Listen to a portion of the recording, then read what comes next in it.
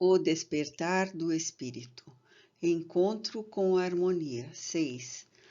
A infância é caracterizada por duas qualidades especiais, que são a inocência e a liberdade.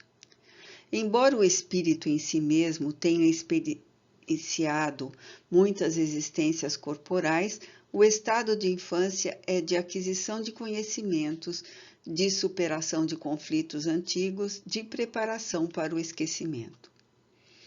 Nessa fase em que o processo da reencarnação se faz com maior profundidade, muitas lembranças pairam nebulosas na área do inconsciente, que lentamente se vão apagando, a fim de facultar a aquisição de novos e valiosos recursos para o autocrescimento moral e intelectual.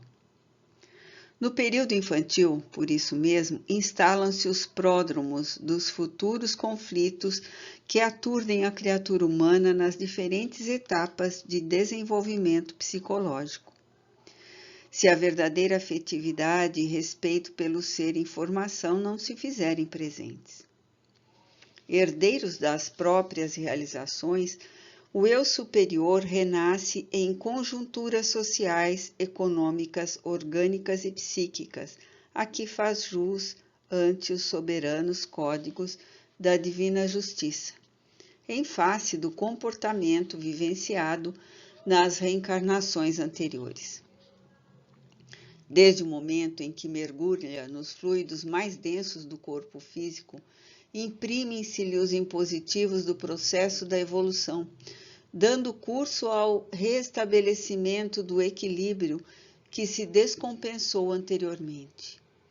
A pouco e pouco, o encontro ou reencontro com o grupo familiar, no qual deverá construir a harmonia pessoal e a do clã, produzem junções predisponentes ao êxito, ao fracasso, conforme lhe pesem na consciência os débitos morais pelos quais se sente responsável.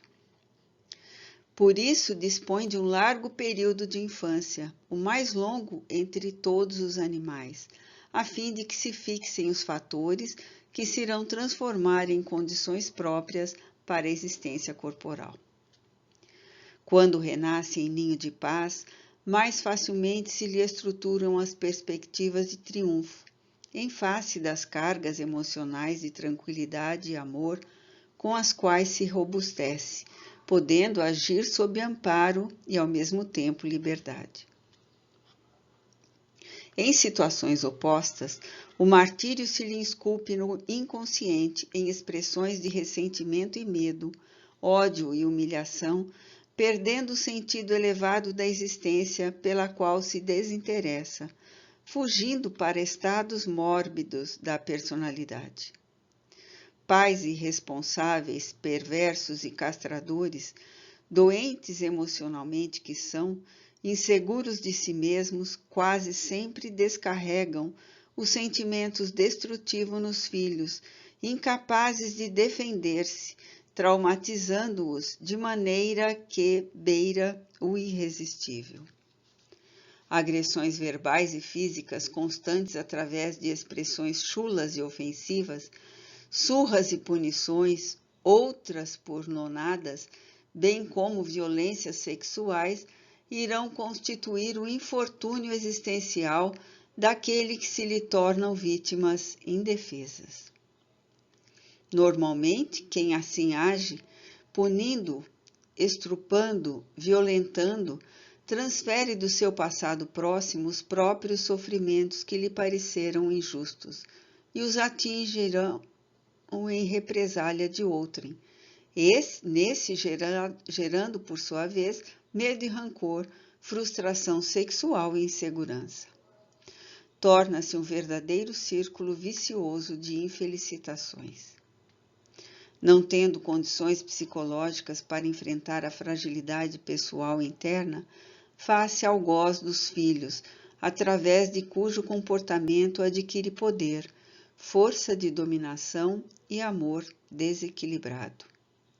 A agressão física à criança é também uma forma de estupro sexual, por ocultar um conflito de desejo e de ódio, de necessidade e de desprezo.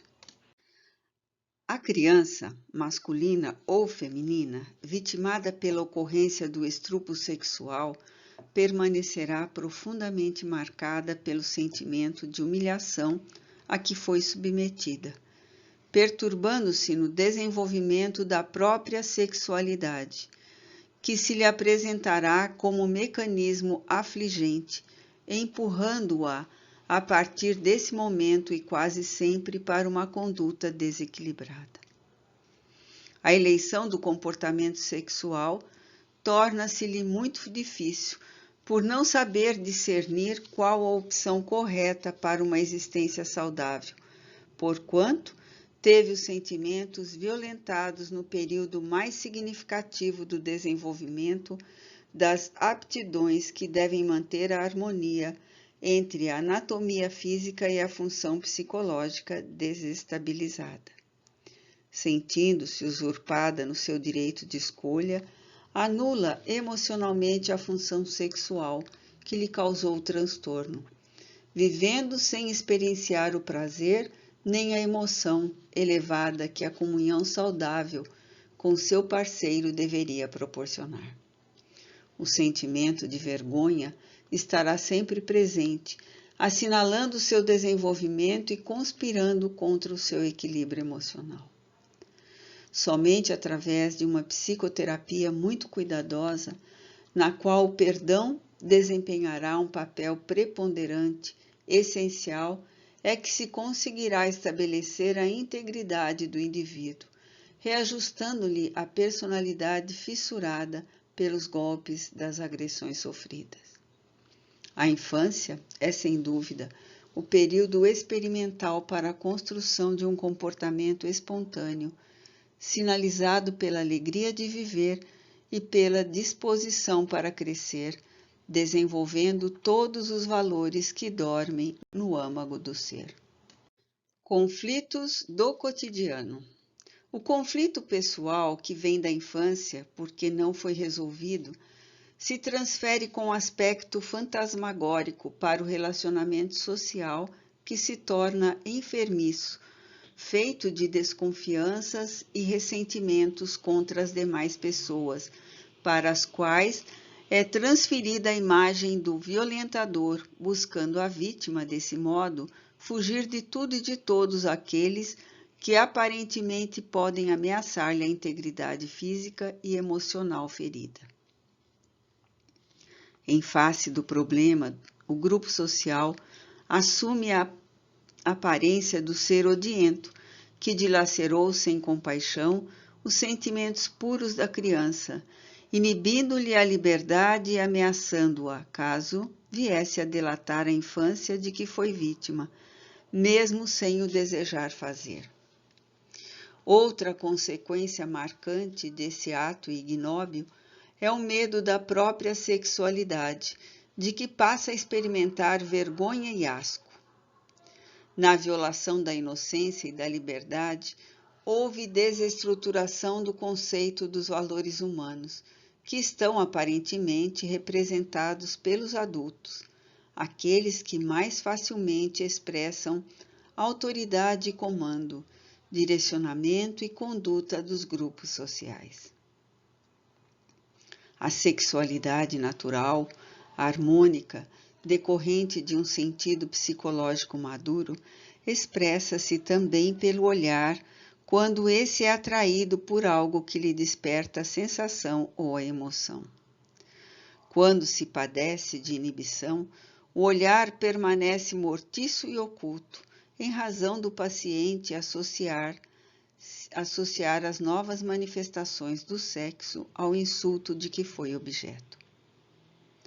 Vive-se a hora da explosão sexual sem valor ético-moral na sociedade aturdida. Exposto de maneira ultrajante, produz sentimentos controvertidos e perturbadores. O Deus sexo vem se tornando a meta máxima para ser atendida pela criatura, a fim de encontrar-se bem no grupo social. Somente que destituído do valor emocional, o relacionamento sexual faz-se tão insaciável quanto frustrante, em razão dos apelos sensacionalistas e perversos, antes se impondo pelas imagens visuais e sonoras que a mídia apresenta como apelos vulgares de erotismo e pornografia. Incapazes de ultrapassar a barreira da provocação, as vítimas da propaganda chula atormentam-se na ânsia insana de aproveitar o momento e as circunstâncias favoráveis e vulgarizadas, destruindo a família, os sentimentos interiores, para gozarem o máximo, embora o preço exorbitante de desgaste emocional, físico e espiritual que terão de pagar. A hiperexcitação sexual através dos veículos da mídia produz danos graves no comportamento, porque as imagens agressivas absorvidas nem sempre podem ser descarregadas de imediato, o que gera inquietude e insatisfação. Por outro lado, a sociedade padece da imposição das atividades hiperativas, exigindo movimentação incessante, viagens seguidas, negócios sucessivos, variedade de festas ruidosas, exibicionismo contínuo.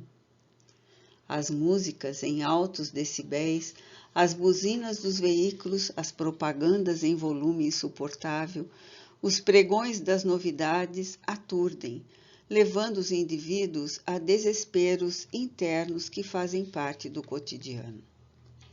A perda do silêncio exterior tornou-se acompanhada da ausência de harmonia interna, e quando se está a sós, necessitando de quietação, o hábito mórbido do barulho conduz à busca das músicas barulhentas, das telenovelas, das ginásticas que facultam musculação, dos movimentos sempre para fora, com desprezo do corpo, embora o aparente interesse por ele. Necessitando-se ter bem assentados os pés no chão, a fim de melhorar, sentir-se o corpo e a alma, é inevitável que se apresente a urgência do silêncio externo para a viagem interior. Quando não se logra essa tranquilidade, cria-se um mecanismo de isolamento dos sentidos físicos, que passam a selecionar apenas o que se quer escutar, o que se deseja sentir, o que interessa em participar, logo anulando várias outras funções do corpo que ficam anestesiadas umas e bloqueadas outras.